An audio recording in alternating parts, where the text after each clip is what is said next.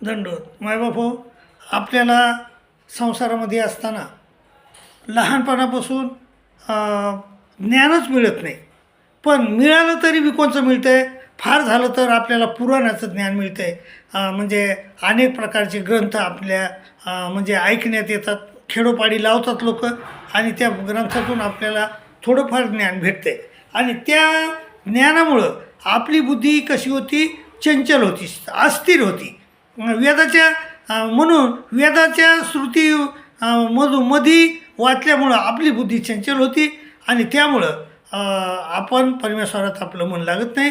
त्यामुळं श्रीकृष्ण महाराज म्हणतात, अर्जुना, श्रुती प्रतिपन्ना ते यदा स्थास्यसी निश्चला समाधावचला बुद्धी तदा योग मोहापसी. जेव्हा तू याच्यामधून बुद्धी निघन, चंचल बुद्धी स्थिर होईल, त्यावेळेस तो तुझा परमेश्वराला आवडी उत्पन्न